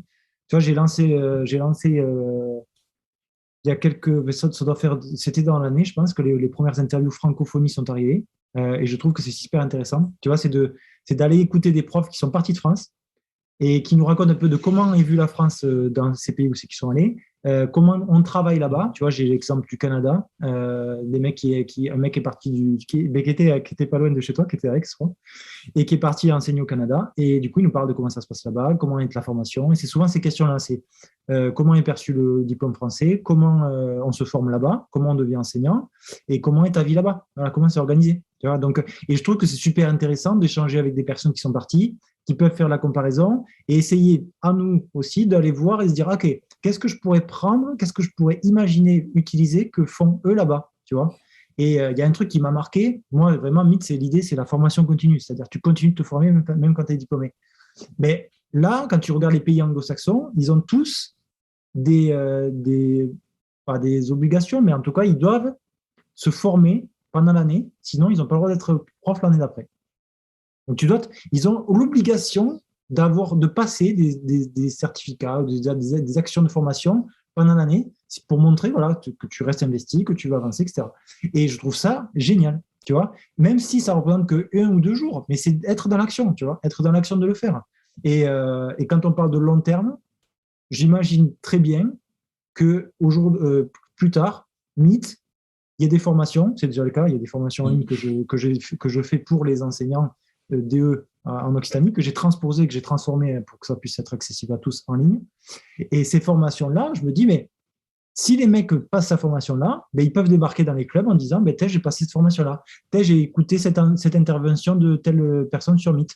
Je me suis formé avec ce mec-là qui a été promu par Meet. OK, ça montre que tu restes investi dans ta vie d'enseignant, dans ta vie personnelle, et tu arrives en club, tu dis, ben, moi, je me forme tous les ans, Ben, le président, je peux te dire qu'il est content de te voir arriver quand même, hein, tu vois. Donc, et après, donc là, on va dire c'est la partie vraiment labellisation, entre guillemets, même si ce n'est pas ce terme-là. Et après, j'ai vraiment envie de passer du virtuel au réel.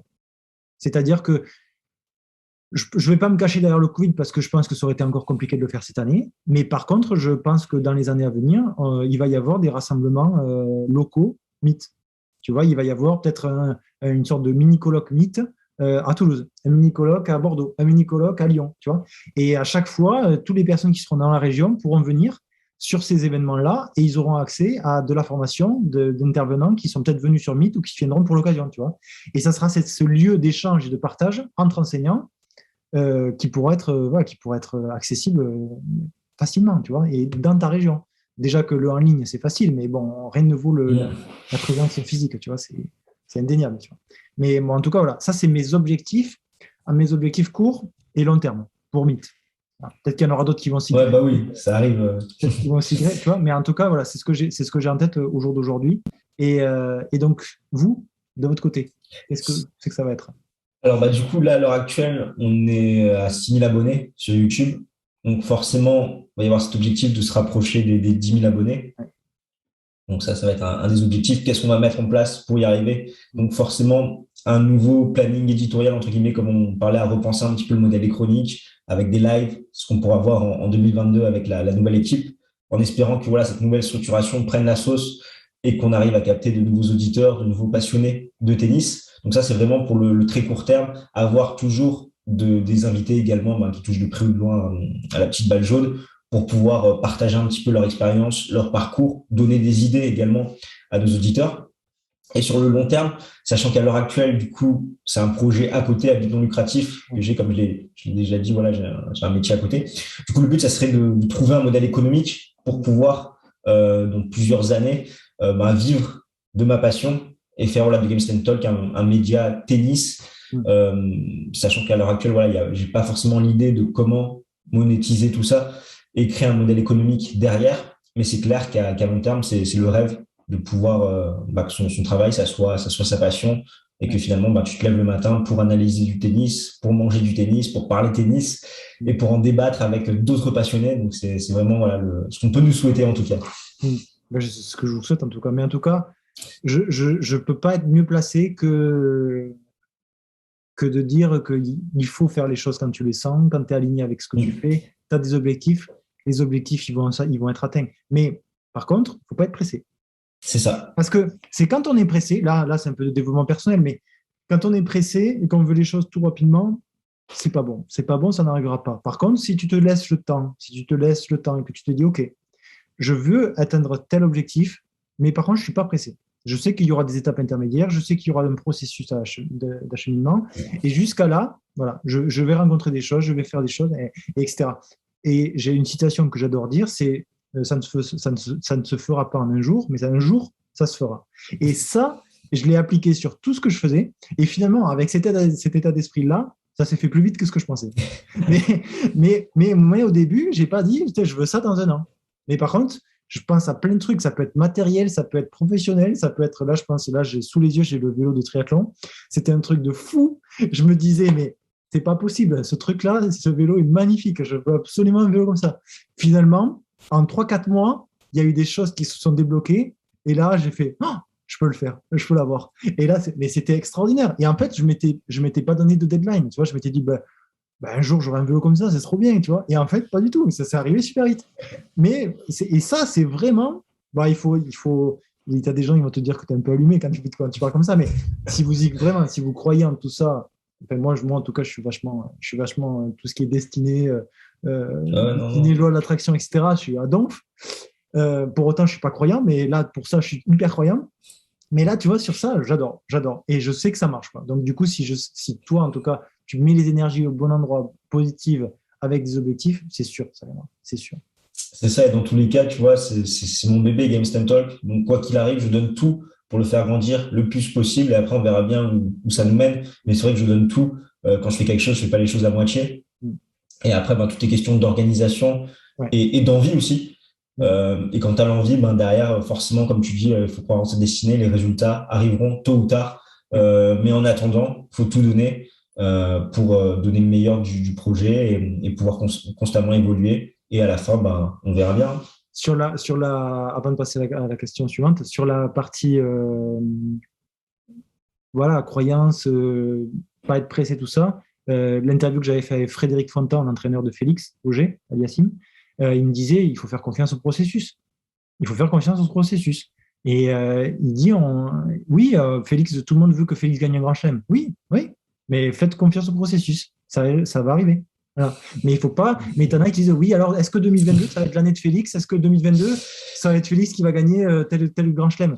Ben, on ne sait pas. Mais s'il faut, oui, tu vois, mais on ne sait pas. Et il ne faut pas non plus foutre des attentes. Et je trouve que nous, en France, dans le sport, on est très bon. On est très bon pour ça, pour dire ah putain, quand tu vois les JO arriver, là, on va le voir, hein, c'est du 6 février au 23, je crois, ou un peu plus, les JO d'hiver. Là, tu vas voir, ils vont sortir un tableau des médailles provisoire ou hypothétique, tu vois, hypothétique. Les athlètes, putain, mais les athlètes, les pauvres, tu vois, je me dis, mais c'est pas possible. T'es même pas arrivé là-bas que les mecs t'attendent déjà au tournoi. Ah oui, mais vu que vous êtes numéro 2 mondiaux, vous devez faire au moins une médaille d'argent. Non, mais qu'est-ce que tu racontes? Mais en France, c'est vraiment assez dramatique. Même tout ce que font les médias, dès que tu as un joueur qui perf à Roland-Garros, enfin perfait, c'est voilà, passer un ou deux tours, ils en font des caisses, des caisses, des caisses. Et après, on sait tous comment ça se finit. Ouais, c'est ouf. Mais c'est assez, ouais, à chaque fois, ils font la même erreur. Mais après, voilà, bon, c'est le jeu, les médias, etc. Mais c'est vrai que enfin, tu endosses une pression sur quelqu'un qui fait que ben, derrière, forcément, ça se casse la gueule. Ouais, c'est vraiment, je trouve ça, c'est vraiment dangereux pour nos athlètes, tu vois. Aussi. Enfin, ouais, je pense qu'ils s'en rendent compte, parce que quand ils le disent, je pense qu'ils s'en rendent compte, ils ne sont pas débiles quand même. Mais tu te rends compte de la portée que tu vas avoir, tu vois, de publier un truc comme ça. Parce qu'en fait, certes, peut-être que l'athlète, il est intelligent, mentalement, il est fort, il est prêt dans sa bulle, ok.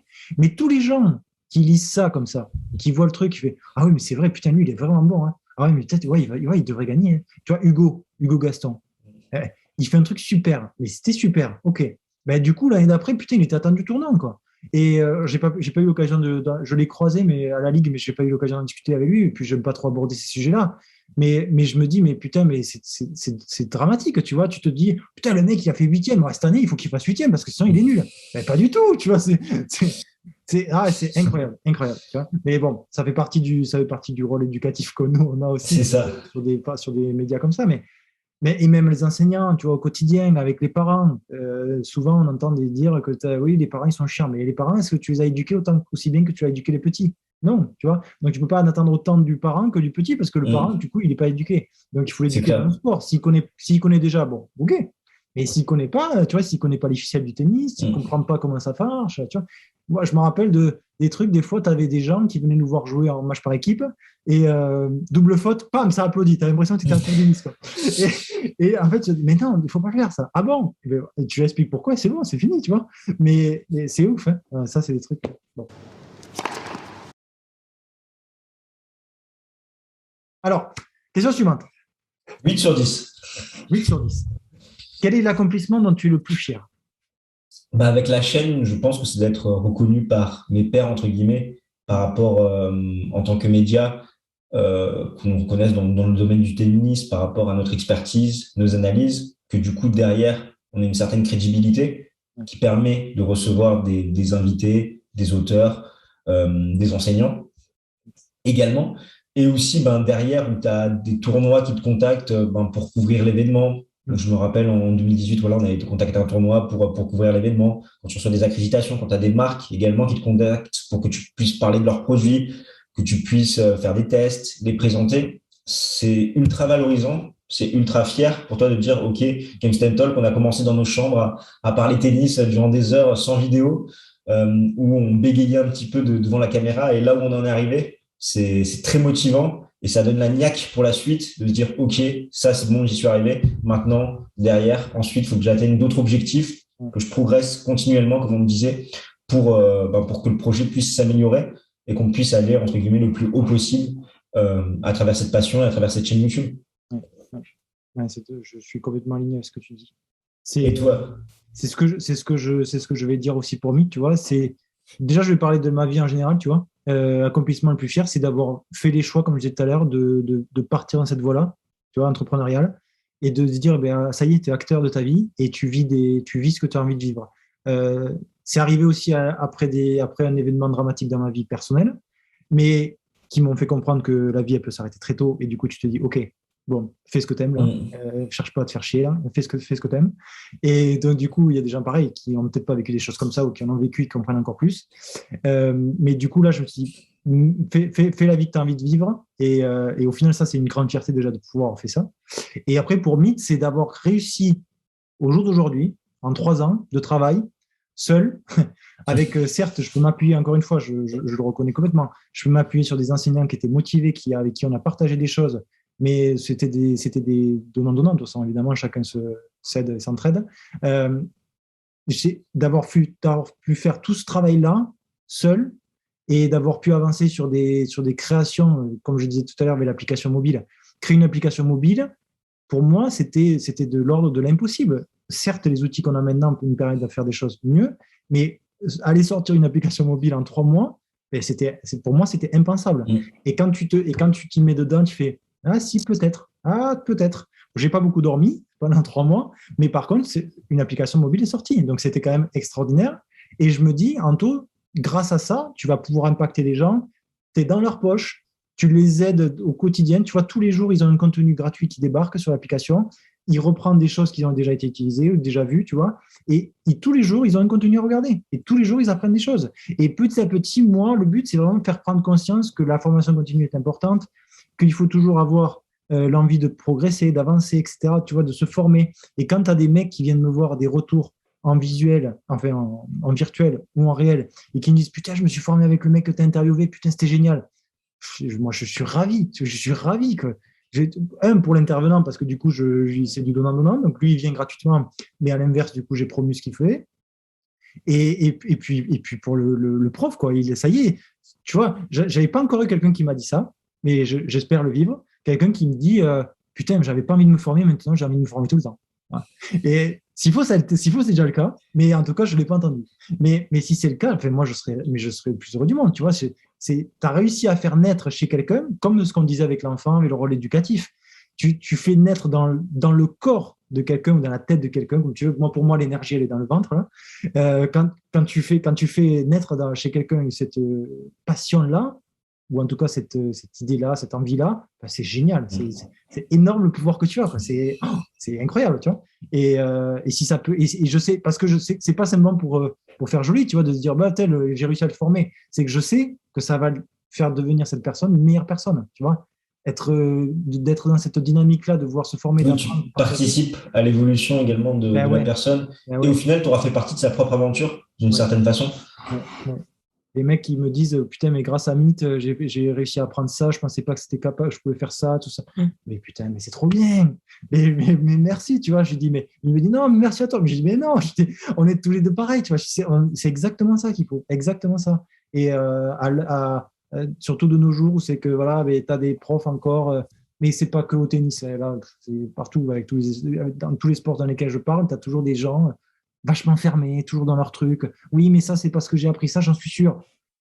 Oui, t'en es sûr, mais regarde des étudiants scientifiques, discute avec des gens qui réussissent aussi. Ils font pas pareil que toi. Hein, donc, tu peux pas me dire que c'est. Alors oui, ton truc, il marche peut-être avec une personne, 2, 3, mais c'est pas grave. Enfin, c'est pas parce que tu as une ou deux que c'est une généralité, tu vois. Et bon, après, arriver à se faire switcher ces gens-là, c'est compliqué. Mais bon, tant qu'ils font pas souffrir, c'est pas grave, tu vois. Mais si c'est des gens qui viennent, si c'est un mec qui est comme ça, qui est dans sa tête tout seul, qui pense que tout ce qui est faux est bon, et que dans son club ça tourne, et que tout le monde est content, ok.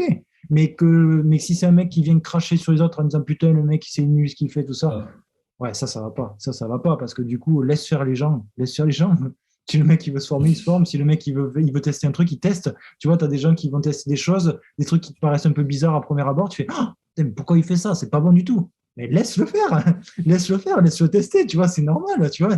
Et heureusement, c'est super, heureusement, tu vois, si tu testes pas des trucs un peu farfelus, quoi. Je me rappelle des formations avec Olivier Le Thor. C'est un mec, c'est énorme. Dans une de ces séquences de formation, il y avait tu joues au tennis sans filet. tu joues au tennis sans filet, parce que du coup, tu oublies complètement qu'il y a ce barrage-là du filet. Et du coup, c'est vrai que ça se tient, quoi, ça se tient. Ça se tient. Donc, tu joues comme ça, sans filet. Et tu fais, putain, mais c'est pas possible. Qu'est-ce que ça n'a aucun rapport avec le tennis? Mais c'est pas grave. C'est pas parce qu'à l'instant T, ça ne ressemble pas au tennis que ça va pas te faire travailler, tu vois. Et je le vois avec le triathlon. Le bienfait des entraînements croisés. C'est-à-dire qu'en fait, tu travailles comme on a pu le dire, tu vois, ce qui est bien avec le tennis, c'est qu'on a des pratiques parallèles, tu vois, badminton, paddle, pong, beach. Moi, beach, j'en ai fait pendant peut-être 4-5 ans sur le circuit un peu international, à bouger un petit peu partout dans le monde, discuter, pareil, c'est trop bien. Et du coup, je me dis, mais tout ce que j'ai pu apprendre à faire au beach, je l'ai transposé au tennis.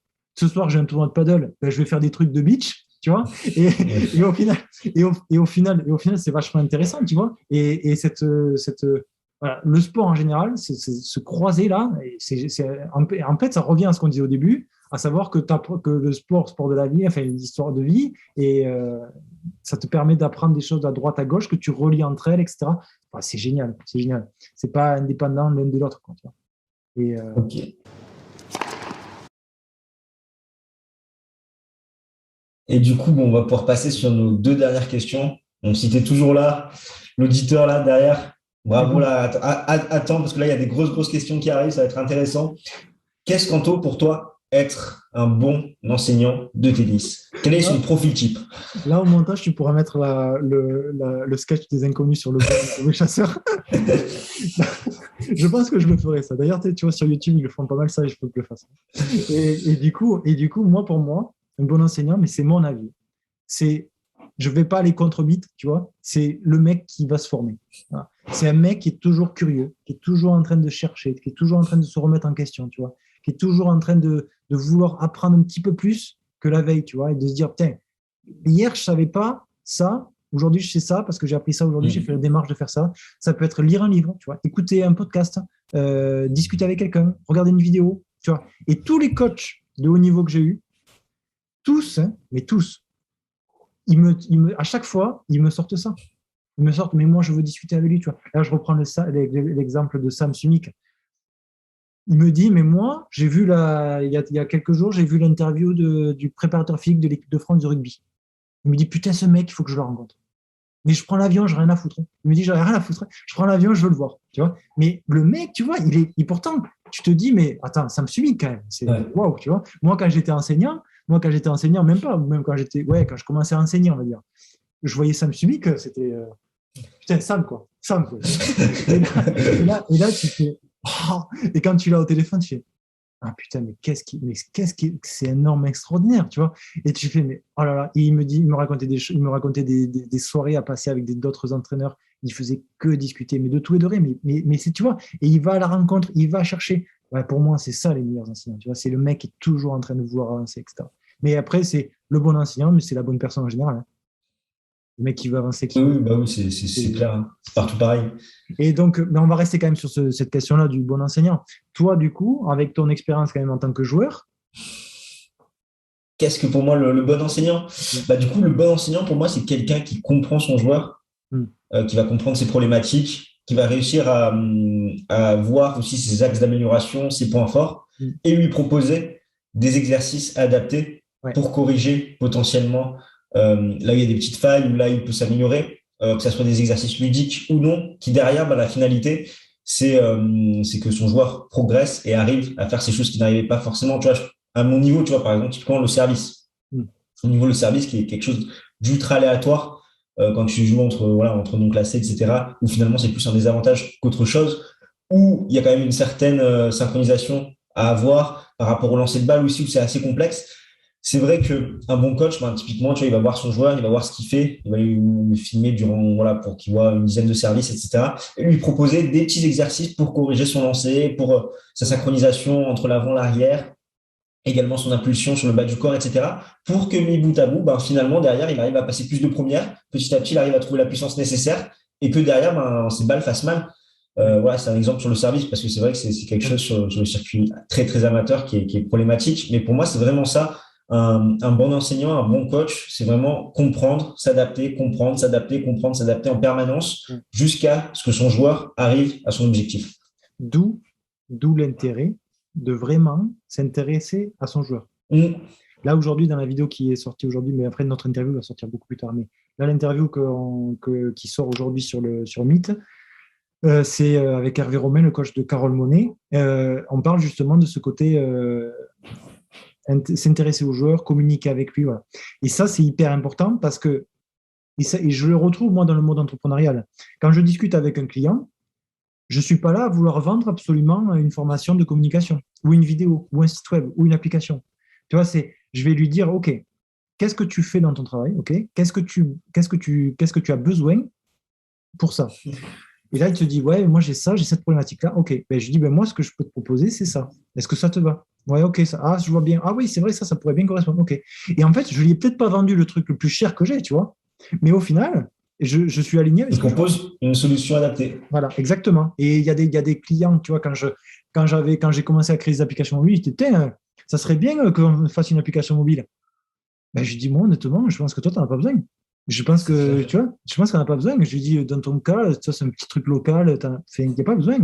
Quel intérêt? Oui, ça fait joli, tu vois. Et puis moi, j'aurais pu prendre des sous. Mais je dis non, moi, je pense que c'est pas pertinent, tu vois. Et je trouve que là, on a la même chose au tennis. Quand tu es un enseignant, tu as le mec qui arrive avec son problème, tu l'écoutes, tu fais attention à ce qu'il a besoin. OK, qu'est-ce que tu as besoin? Et après, parfois, tu le fais répéter pour bien comprendre, parce que c'est pas facile. Hein. Des fois, quand tu discutes avec quelqu'un, tu dis un truc, tu penses qu'il a compris, en fait, il n'a pas du tout compris. Et du coup, tu lui dis ça, et il te dit, ouais, moi, en fait, mon problème, c'est ça, ça. OK, donc tu veux qu'on travaille sur ça. D'accord, OK. Donc moi, je peux te proposer ça. Ça te va? Ouais, d'accord. Allez, on y va. Pardon. Et en fait, tu restes sur un niveau, en fait, tu te restes à son niveau. Et tu es toujours un petit peu au-dessus quand tu es enseignant. Ça, ouais. Et en fait, le mec progresse, et toi, tu rajoutes un petit truc. Tu vois, et t'es pas à dire ah putain, t'as un revers, putain. Alors il faut par contre faire bien poser l'appui, tu restes bien fléchi, tu balances le bras, tu ouvres bien les deux bras, revers à une main, trop beau. Ah, là, le mec, tu le perds, tu vois. Si par contre, déjà, sa problématique numéro une, c'est que quand il arrive trop vite, il n'arrive pas à s'ajuster, tu vois, il sait pas comment se placer, être stable, tu lui donnes un truc, peut-être les petits pas, par exemple. Les petits pas pour s'ajuster, pam, pour être bien stable, et là, le mec, tu fais OK, ça c'est. Après, non, ouais, après, ouais. Ça, c'est acquis. Et s'il faut, tout le reste, ça va, tu vois. Et en fait, on aurait tendance à dire des fois que, putain, telle personne, sa technique, elle est moche. Mais j'en parle souvent avec les stagiaires. Parce qu'en fait, la technique, le coup final, enfin, en tout cas, la finalité du coup, c'est le geste. Tu vois. Mais en fait, il commence bien avant le coup. Il commence au moment où c'est que tu as vu la balle partir. Oui, tu prépares. Et du coup, tu te dis, mais putain, et donc, imaginons, je frappe mon coup droit et je frappe un petit peu trop près du corps. Ouais. Donc, tu me vois à l'exécution, tu fais, putain, Anto, son coup droit, son geste, c'est pas bon. Il va falloir retravailler techniquement mon coup droit. Bon. S'il faut, je suis juste arrivé en retard parce que mon temps de réaction et ma vitesse de déplacement des jambes n'était pas du tout adéquate par rapport à la vitesse de la balle. Ah, clairement, ouais, clairement. Et même aussi, que je voyais aussi à mon niveau amateur, c'est aussi par rapport au fait de la distance par rapport à la balle, tu vois, à juger, est-ce que tu es trop loin et que du coup, tu es comme ça en extension ou tu es trop près, à l'exemple comme tu dis. Et du coup, tu te dis, tu vas juger. Je veux dire, après, quand tu commences, quand tu débutes, tu sais que techniquement, il y a du travail à faire. Mais quoi qu'il en soit, il y a des fois, justement, quand tu es un peu sur le perfectionnement, quand tu es avec des mecs un peu seconde série, quand ça commence à jouer, et tu dis, putain, son geste, c'est bizarre. Mais ouais, mais c'est pas son geste, en fait, qui va pas. Et regarde avant. Et en fait, le truc, c'est qu'avant, on ne voit pas. Si c'était comme dans les jeux vidéo où c'est que tu as le temps de réaction et tout, tu vois, et là, tu te dirais, ah putain, son temps de réaction par rapport aux autres, il n'est pas bon. Eh ben ouais, tu vois. Et ça, des fois, c'est de l'imperceptible, mais il faut le savoir, tu vois. Et du coup, bon, là, on a dépassé le cadre de la question, mais je trouve que ça, c'est hyper intéressant. Non, et ça rejoint le fait de, voilà, il faut bien s'intéresser, bien comprendre, et voilà. Bon, du coup, bien s'intéresser, ça va, il y a le côté empathique et tout ça, mais le comprendre, ça sous-entend que du coup, tu te formes pour justement comprendre qu'est-ce qui se passe, tu vois. Ouais, c'est ça, ouais. Si tu sais pas qu'il se passe ça, du coup, tu peux pas savoir. Et c'est logique parce que tu l'as pas appris. Et du coup, tu te dis, ah, mais attends, c'est son geste. Et en fait, le geste, surtout qu'en France, nous, en France, c'est trop beau. On a des techniques magnifiques, hein, tu vois. Et quand tu as un Medvedev qui arrive, tu te dis, putain, le mec, c'est trop moche. Et on s'en fout, il est numéro 2 mondial. Qu'est-ce qu'on en fout que ça moche? Tu peux pas demander plus quand tu vois, le mec, c'est énorme, tu vois. Et en fait, c'est ça. Et moi, le premier, hein, quand j'étais en formation, c'était ça. Hein. Alors, moi, j'adore Federer. Mais c'était, putain, moi, je veux jouer comme Federer, je veux enseigner comme Federer, je veux que ce soit. Mais en fait, si le petit, il arrive avec un truc bizarre, mais que ça joue à Mac 2, et que le truc, il est super bizarre, mais que ça joue à Mac 2, qu'il n'est pas emmerdé, bah, tu l'emmerdes pas, justement. Bah oui, c'est clair. Tu vois et en plus, Et en plus, Et au contraire, même dans l'inverse, au contraire, m'emmerder avec ça va plutôt le faire régresser que le faire progresser. On en a parlé avec Petar Popovic, là, donc, qui était joueur et qui est maintenant devenu entraîneur, qui est avec Andrea Petkovic. Et il disait, mais vous, en France, vous avez une super technique, c'est magnifique ce que vous faites. Et la formation de eux, il a dit qu'elle était super, ça c'est clair. Mais par contre, il me dit, mais vous améliorez les points forts. Parce que du coup, ça fait pas un joueur complet, sinon c'est pas terrible. Et il dit, en fait, non, renforcer les points forts, tu vois. Et comme ça, au moins, tu le mets en confiance sur quelque chose qu'il est à l'aise, tu vois. J'en ai parlé justement encore une fois avec Hervé Romain, l'interview qui est sortie. Je lui ai dit, moi, personnellement, si tu me fais faire un rallye de 15 frappes au fond, ben, je disjoncte. Je peux pas, tu vois.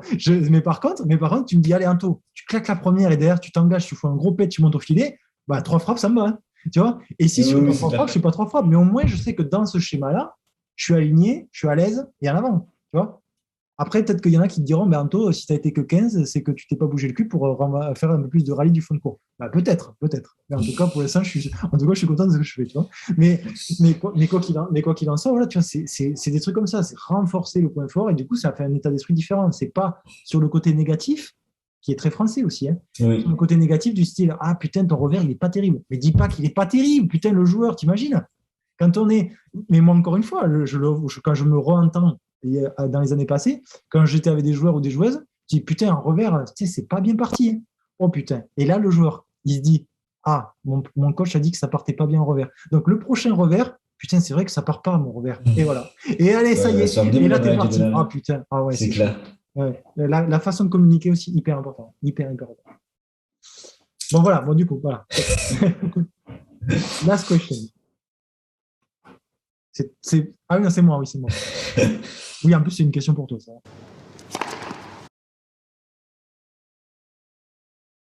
Moi, je vais répondre, mais c'est une question pour toi. Comment vois-tu la saison 2022? Grande question, en tout cas, beaucoup d'enjeux en 2022. Donc là, le jour où on tourne cette vidéo, donc on est le 17 décembre 2021, donc en fonction de quand ça sera publié, peut-être ce qu'on aura dit sera déjà obsolète, entre guillemets. Donc c'est vrai qu'il y a beaucoup d'enjeux, sachant qu'on a Djokovic, Nadal et Federer avec 20 grands chelems chacun, qu'il y a de fortes chances qu'il y en ait un qui arrive à 21 en 2022, voire plus, qu'à l'heure actuelle, celui qui est le mieux placé, c'est Novak Djokovic, même s'il y a cette com un petit peu aléatoire par rapport au fait qu'il participe ou non à l'Open d'Australie. Pour moi, je pense qu'il participera à Melbourne. En plus, il visera un 10e titre là-bas. Donc, à voir ce que ça va donner, comment il va gérer également cette pression tout au long de l'année. Et même aussi, on parlait de destinée, etc., ce karma à faire un peu le faux semblant de je vais jouer, je vais pas jouer, comment ça va se passer en Australie également, c'est une autre histoire. Donc, à voir ce que ça va donner pour lui. Après, on a Rafael Nadal qui revient là aujourd'hui, qui fera son match d'exhibition à Abu Dhabi contre Andy Murray, où là, pas mal d'interrogations concernant son pied. Il s'entraîne pas mal depuis quelques mois maintenant. Mais on sait également qu'après Roland-Garros, il s'était bien entraîné et qu'à Washington, le pied avait pété. Là, il a fait des traitements. Qu'est-ce que ça va donner? Est-ce qu'il va pouvoir tenir encore plus sur dur? D'autant plus si tu rajoutes à ça que dès que Libéric pose un orteil sur le continent australien, il se blesse généralement, sachant que là-bas, il n'y arrive pas. Donc, à voir ce que ça va donner pour ça. Après, ce qu'il va faire de Roland-Garros son objectif principal. Deuxième interrogation, celle de Dominic Thiem, un joueur que j'apprécie également énormément, qui manque au paysage tennistique, qui a eu des soucis au poignet. Est-ce qu'il va nous faire une Del Potro? Est-ce qu'il va devoir passer obligatoirement par la case opération? Ça, on ne sait pas encore, d'autant plus qu'il va commencer à l'ATP Cup. L'Autriche joue contre la Russie, donc d'entrée, pour son match de reprise, il va jouer contre Medvedev. C'est assez violent. Après, tu as Medvedev. Est-ce qu'il va bien digérer son premier titre en Grand Chelem? Ou est-ce qu'il va faire comme Dominic Thiem l'an dernier? Ça, c'est moins sûr, même si c'est un personnage à part. On ne sait pas trop ce que ça va donner de côté Dani, là, on ne sait pas ce qui peut arriver. Il a eu des résultats finalement similaires à ceux de Dominic Thiem en 2020, Medvedev en 2021, donc à voir s'il aura le même résultat sur l'année d'après qui concerne son couronnement en Grand Chelem. Zverev va-t-il péter le plafond de verre en Grand Chelem? Ça aussi, c'est une autre question. Tsitsipas, qui a été opéré au niveau du coude, apparemment, il est confiant. Mais est-ce qu'il va retrouver ses sensations assez rapidement dans la saison? Donc, je pense qu'on va avoir une belle saison 2022. On voit que les jeunes prennent de plus en plus le bout de leur nez, que maintenant, c'est juste en Grand Chelem où ça devient compliqué. On a des Zverev qui ont fait d'énormes progrès mentaux, des ajustements techniques, tactiques, qui fait moins de double faute. C'était ultra intéressant à voir aux ATP Finals ce qu'ils pouvaient faire. Voilà, Medvedev qui est bien installé maintenant, comme tu le disais, numéro 2 mondial. Tsitsipas également sur terre où ça peut être gênant. Et je demande vraiment à voir voilà, les revenants Nadal et Thiem, savoir s'ils vont pousser un petit peu, s'ils vont pouvoir faire un dernier coup, encore plus pour Dominic Thiem qui est plus jeune que l'Espagnol. Et derrière, on a ton Roger qui lui, c'est un peu plus incertain. On ne sait pas vraiment quand il va revenir. Je pense que ça va être très compliqué. Mais son message était assez beau et assez optimiste, sachant qu'il a envie de revenir pour ses fans, parce que ses fans méritent de le voir rejouer sur un court par rapport à tout ce qu'ils lui ont apporté durant sa carrière et ne mérite pas voilà, de finir sur ce 6-0 à Wimbledon contre Jurkacz. Donc ça, c'est beau. Enfin, franchement, ça mérite d'être clair. Et je pense que ça va être intéressant à suivre, même s'il n'aura, je pense, plus de très grands résultats, en tout cas de gagner un titre en Grand Chelem. Donc une saison 2022 qui s'annonce très très intéressante avec et Novak Djokovic qui devient également un peu plus vieux. Est-ce qu'il va pouvoir continuer à avoir ce rythme et engranger autant de titres en majeur ou est-ce que ça va commencer à baisser? Donc beaucoup d'interrogations. Je pense qu'on aura des réponses dès le début de l'année à l'Open d'Australie. Après, on a toujours cette pandémie qui fait qu'on a en plus le fait des interrogations sur le bon déroulement des tournois. Est-ce qu'il y a des tournois qui vont être reportés, annulés ou pas?